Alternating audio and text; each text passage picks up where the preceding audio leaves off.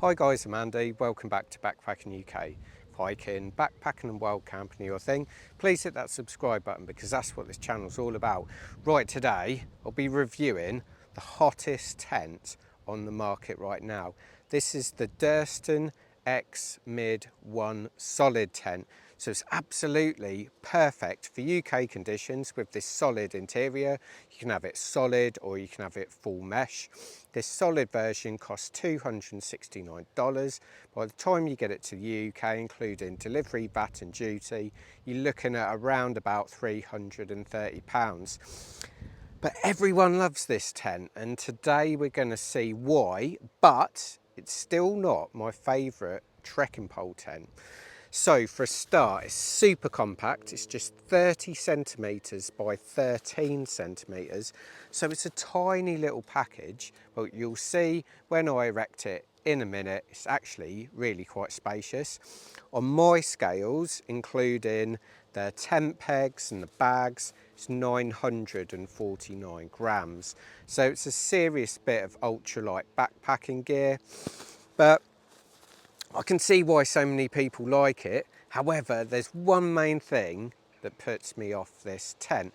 So first of all, what I'm going to do, I'm just going to show you what you get inside this Durston X-Mid 1 tent bag, and then we're going to get it pitched. So this is what you get inside the Durston X-Mid 1 solid tent bag. You've got your inner and your outer, which you can pitch together.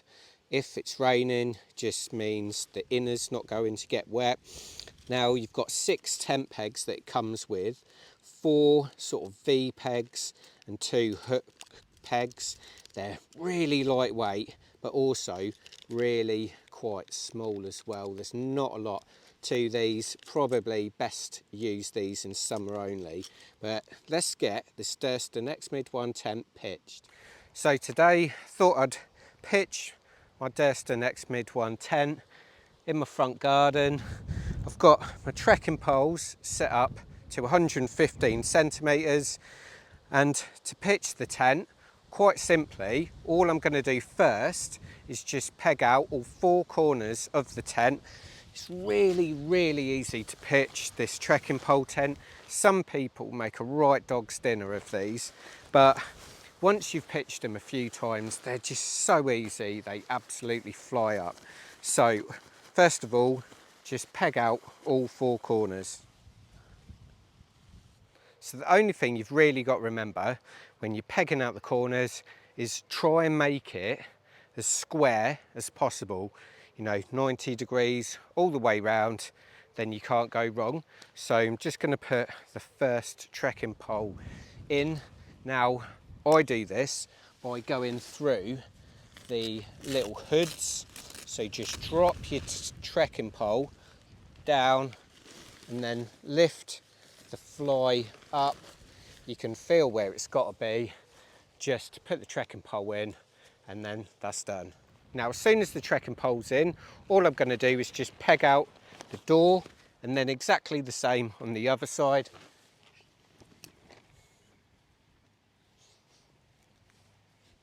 So it doesn't really get any more simple than that.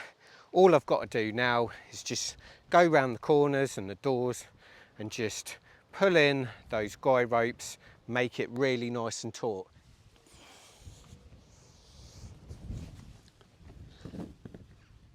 Okay, let's have a look around the Durston X-Mid 1 tent. So even though it's a solo tent, you've got 2 doors and 2 vestibules. You've got hood and a vent by each door, by each trekking pole. You've got a guy point. You've also got like pegging points at the bottom. It's actually got quite a few of these. You've got another one on the side there, another one in the middle. So it really can withstand some reasonable weather.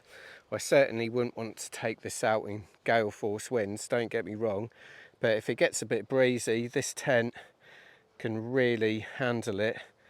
There's no doubt about that. But it's a cracking shape and the fly is really quite low to the ground too. Okay, so let's have a look inside the Durston X-Mid 1 tent. So first of all, you've got these fully waterproof, fully taped zippers on both sides. At the bottom you'll see a little clip, so it just means that zip's not going to ride up when it's windy. So zip it all the way to the top, work this back, and it's got a clever little magnet in place to hold the door back just here. So just a dinky little magnet that does the job. This is the solid inner. As you can see, the solid mesh comes up about halfway and the rest is see-through mesh. So it's obviously going to get a bit chilly in winter, but for 3-season use, this sort of solid mesh, see-through mesh system works really, really well in the UK. So the fabrics used on this X-Mid 110 are 20D nylon fabric on the outer and the bathtub floor, and a 15D in the middle. The bathtub floor and the outer both have a hydrostatic head rating of 2,500 millimeters, so it's pretty waterproof, to be fair. However, I would like to have seen a thicker bathtub floor with a higher hydrostatic head rating, but it's not really a deal breaker for 3-season use. So let's take a look inside this Durston tent. So you've got dual zippers, one all the way to the top, one all the way back. Just pull this inner door where you've got a little bit of elastic to tie it off. Sounds a bit rubbish, but it does the job, to be fair. Just tie that off like so. So you've got 2 doors, 2 vestibules. These are the size of the vestibules. So you've got this real quite square area. It's quite tall as well, so they're really, really useful. So you've got one of those on either side. Inside the tent you haven't exactly got many features, but what you do have is a pocket above each door.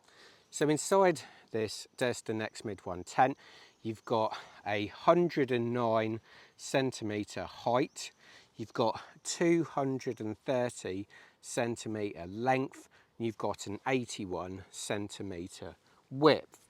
However, it doesn't really feel like that, and I think it must be the absolute maximum measurements possible.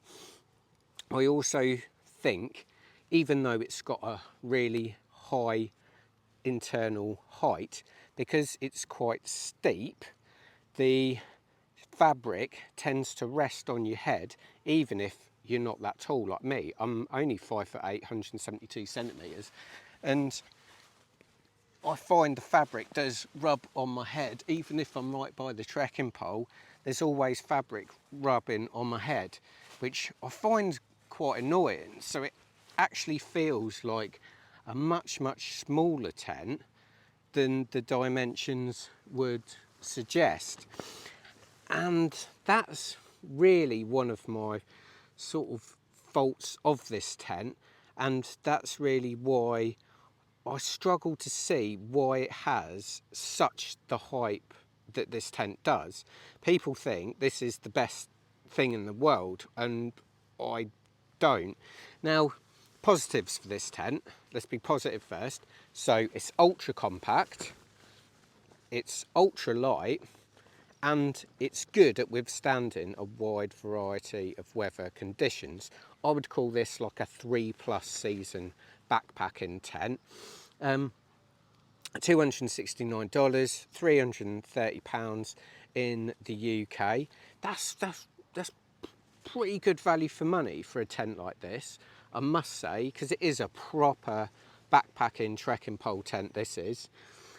But does it deserve the hype? Is it as good as everyone makes out it is? I mean, this is an award-winning tent at the end of the day. There's not many people out there that really say a bad word about it, but my issue just is this: the space inside, it doesn't match the dimensions at all. And if I was tall, I think the height would annoy me. Let's be honest, I think. But I do love the vestibules here. The only thing I would say is if you've got your gear here, there isn't a huge amount of cooking space, but what I've done is put my gear over one side, so I've just got my cooking stuff on the other side. That seems to work well for me, but it's a bit of a difficult one for me. If this hadn't have been so hyped up, this tent, I would have said, like, it's a cracking tent, it's well worth the money, you know, seriously consider it. But because it's award winning and everyone thinks it's so good, I'm just like, it's good, but is it that good? I'll let you decide that. So hopefully you've enjoyed this review. Please check out my other reviews. Hope to see you backpacking soon. Cheers.